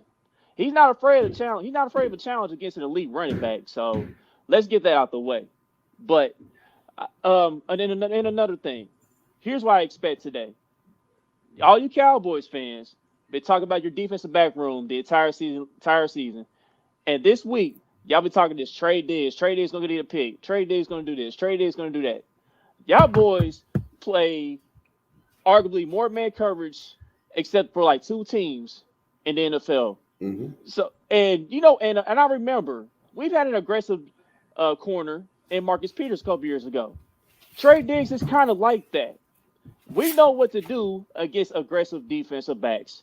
It's double move season, so we welcome the challenge of you guys want to undercut the routes and everything when you guys man up against us. So if you guys want to do all that today and not play as much cover 2 like I should today, Tyreek Hill is gonna go off. It's double move season. If y'all gonna do that today, all right. Look, keep going. All right, and then anyway, and as far as like you guys having, you know, Keanu Neal or J. Ron going up against Travis Kelce, I would go with J. Ron over Keanu Neal. I'll dare you to put Keanu Neal on Travis Kelce, because if you do that, Travis is just gonna eat on third down all game long, and you definitely don't want to do that. And here's another thing with Dallas that I've seen. Dallas, they not that good against the run, man. You can run on Dallas. Now, granted, yes, we haven't really been consistent as far as like giving our running backs the football, but we have Clyde Edwards-Helaire back today. I don't know how much he's going to play, but I think we're going to use him and Darrell Williams. I don't know how the split's going to be, but I expect us to run the ball first before we get into that little razzle-dazzle fireworks, you know, with the pass and everything. If we can get our run game going, that's going to sell well for our play action pass, and we should be able to do whatever the hell we want against Dallas's defense. All we have to do is make sure Micah Parsons does not impact the game. You chip him like you did against Max Crosby last week, you should be fine. Now, granted, Micah Parsons is a totally different beast. You can line him up anywhere on the field. So all we have to do is be constant of where 11's on the field, and we're going to be straight in this game. Now, defensively, Tyron Smith, he's out for the game. You know Frank Clark been smelling blood in the water the past few weeks. Frank Clark is over that stomach issue. He's back. He's still going to smell blood in the water today. I think he gets in the backfield today, gets at least 1 sack. And then, like you mentioned, Melvin Ingram, that was key. That was a key acquisition for us, because I'm glad Chris Jones gets to play inside again, because before the season, Chris Jones wanted to rock the Reggie White jersey to try to be like Reggie White. But, dude, you're not Reggie White, clearly, dog. You ain't got that one-arm bull rush like Reggie White did, bro. As good as a player as you are. So our defensive line is playing better in the past few weeks. And on top of that, Daniel Sorensen is not starting anymore. And it's a huge difference in points given up per game when he's been out the lineup. So all I got to do is continue to reduce his snaps, just put them in spots in the box, and we'll be straight. And as far as our secondary, it was definitely going to be a chess match. I am worried about our secondary a little bit, because the Cowboys have a deeper wide receiving core. I give them that. And the one guy that may give us problems today is Michael Gallup, because the past few weeks, big physical wide receivers have given us issues. Like, you seen him with Brian Edwards. Even though we blew out the Raiders, he got a touchdown. He had a good game. And then a couple weeks before that, A.J. Brown, he went off in the first half, and that's all he needed to do. So that is a concern. But at the end of the day, as long as we get home enough against Dak and we get a key stop late in the game, we're going to come out with the victory. And one final thing, Eddie, before I let you go. I've seen this whole against the spread trend, and it's been bad for us. We 0-5 after a win against the spread, and 3-13 against the spread in our last few games at home after a win. I see all that, right? But I just want to tell y'all how we done against the NFC East this year, all right? We're 3-0 straight up. We 2-1 against the spread. The only reason we didn't cover against the Giants because we had too many damn points. No way we was covering 10 against the Giants. You would have been stupid enough to bet us on Monday night to blow out the Giants, bro. But we went on the road in Washington. We was a 7-point favorite. Blew their ass out. Philadelphia, we was a 6.5-point favorite on the road. Blew their ass out. And now we only a 2.5-point favorite at home. And you think the Cowboys about to come up in here and get a dub? You think the Cowboys about to come up in here and cover that 2.5? Or even get an outright win? Come on, dog. Stop it. Nah, look, Jordan Lewis will be covering Travis Kelce. It won't be Curse or Neal. They'll probably throw Jordan Lewis on him. He's a little undersized, but he's a good man coverage. He's a good man coverage nickel. But look, bro. It's very, very simple as to what it is that's going to happen today. The Cowboys are going to control the clock in a rowdy environment. You've seen Dak Prescott go to Tampa. You've seen, even though he lost, but you've seen Dak Prescott go to Tampa.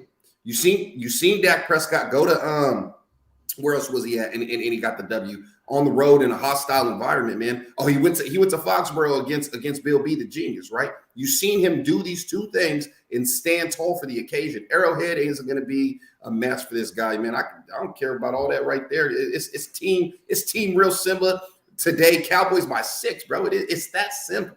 It's that simple. That simple. Sosa's been hating on my team all year long. He been hating. Mad hater, bro. Fuck out of here. The hate is on his. Look at him. Closer today. I can smell it. It's Chiefs. hate. We on the Chiefs Hate. today. Hey, who makes that? Is that Gucci? Is that hate by Gucci? Oh man. what is that? I'm the Saint Laurent Don. Stop. Oh man. It's game time. They might listen, bro. Barbecue chicken is what we cooking today. It's some Kansas City barbecue in this bitch. And shout out to Gates. It's gonna have a lot of Dallas flavor to it. You feel me? You feel me? Look, different sauces. You about to see Tyreek show you what sauce is, bruh. 100 yards easy, no problem. He about to cook the fuck out of Trayvon Diggs. And I'm gonna go a step further than that. Diggs ain't even gonna cover him. Y'all act like he's gonna match up man to man. Because he can't. Who can? Even if he tried, he can fucking cook. Who can? You act like saying that is a knock. Like I said, man, nobody can match up with a man to man. Make sure the same energy is displayed after the game. That's all I gotta say. I've been talking. I don't duck nothing. I'll be here for it all. I'm not a Dak hater. I don't be hating on Dak. I love Dak Prescott. He's been having a great year. You hate the success the Cowboys have. Fuck the Cowboys. I'm not worried about success. That is short-lived every fucking year. What do you mean? Like the success we've had. It was 1996. Stop. I'm talking about this year, 2021. Y'all haven't won shit. 7-2, 2021. I mean, that's too. Teddy Bridgewater 2 weeks ago. Hey, okay. Oh yeah, y'all struggle against the AFC West. 43-6 blowout next AFC week. West. Y'all struggle against the AFC West this year. Stinks. We struggled against the AFC. We struggled against the Broncos coming out of a bye week, and they ran cover 2. It was every team has a bad game, bro. What are you talking about? And y'all should have lost to the Chargers. If Jerry Jones should have lost to the NFL Network Studios, y'all would have lost that game. Y'all should have lost that game. Most delusional. We should have. Two most delusional fan bases in fucking sports. We should have. Dallas Cowboys. This how you know the Cowboys gonna win when they gotta bring two. When they gotta bring two guys on. When they gotta bring two guys on to talk about this game. That's how you know the Cowboys about to whoop their ass. I'm telling you. Are you Cowboys ain't gonna do shit today, man? I'm telling you. Eddie's got his Jorts on with his Jordan 13s right now, for sure. Hey, I'm in Crocs and Billionaire Boy Club socks. I don't. I'm in right now. Shit. I'm in Crocs and motherfucker. He's like, nah. Hey. All right. Did we get the official plays dropped? Or is that all we got to do? No, hold on. Go ahead, Eddie. I got one. Go ahead, Eddie. I got one. Let me drop this real quick. All right, go ahead, Sosa. It's the 21st. And Ezekiel Elliott is number 21. Oh, get the fuck out of this. Here we go. Shit, man. What, man? I can't do this. I can't do this once every show. Like, that's fucked up. I'm gonna say that every time you try to do one of these. Susie's got his little ball out, like, ooh, stars. I got it. Hey, man, don't hate. Okay, this should be working. So suspect. Yes, if Dak Stash today is getting cooked, fuck. Dak gonna struggle. Oh wow. Look, he ain't gonna struggle, man. He had one bad game this year. Count him. One bad game this year. There's blood in the water. I smell blood in the water. I see cover 2 looks from you guys all day long. Dak has seen it. He's adjusted to it. He's a smart, cerebral quarterback. Hey, and I got some plays for you. That's barbecue. I got some plays for you. The shark is coming off that edge, my boy. Barbecue. The shark is coming off that edge. I got some plays for you. Lots of smoke. Go ahead, Eddie. Go ahead. So look, everything I'm going to give out today is a mini helicopter play. Ain't nothing I'm going to give out today Look, Cowboys -5.5 plus 230. Book it. If you're scared, take Cowboys money line. It's good. We ain't go to church. I know that. If you're scared, take Cowboys money line. I'm going Zeke Elliott. Where we at? Okay, here we go. Here's his alt yards. Zeke Elliott, 100 plus yards, plus 350. Easy money. You'll have 120 today. That's cute. We going. Hey, hold on. Then we're gonna go. This is the last one for you right here. This is the last one for you. And you spoke on him. You already spoke on him. And I'm gonna give you his alt yards right now. Michael Gallup, over 60 plus yards, or excuse me, over 70 plus yards, plus 178. That's all I got for you guys, man. Hey, anytime touchdown score, Zeke will get in the end zone. Check the number on it. I'm not gonna give it out, but he will get in the end zone. Oh, yeah, that was one more. -130. There was one more. Excuse me, my bad. He told you last week. And he's going to do it again today. Dak Prescott plus 460. He'll get in the end zone. He said it. I have to remind these people who I am. I'm a big MFer. He gets in the end zone this week. Everything I'm giving out. Hey, if you're scared, you on YouTube, you can cuss. If you're scared, don't play these plays. I'm telling y'all, bro. They gonna hit. They're gonna hit. All right, man. Let me get to the Cowboys side. Let me get this out the way. Michael Gallup, I agree with you. He's going to have a nice game today. Anytime touchdown plus 175. That's easy money. And I expect the Cowboys to play from behind. So I got Tony Pollard, 3+ receptions at plus 149. Next thing, man. Sosa already mentioned Tyreek Hill. You know what time it is. He's going to be chucking up the deuce 2 times today. So I got 2 touchdowns at plus 350. And also, he mentioned that Tyreek is also going to explode, receiving yards. So I got Tyreek Hill for 139 plus receiving yards at plus 280. And my final one. Somebody got to catch the ball. Yeah, he getting that, bro. Final play. This is the helicopter joint. Byron Pringle.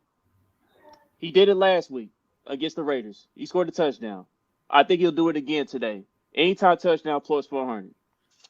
And that's a long shot joint. That brings me to the helicopter play of the day. This is one. I've done a lot of research on this one. A lot. Okay. A lot of research on this one. Okay. And it's going to be Sean McKeon to score a touchdown at plus 950. Backup tight end. You guys have struggled against tight ends.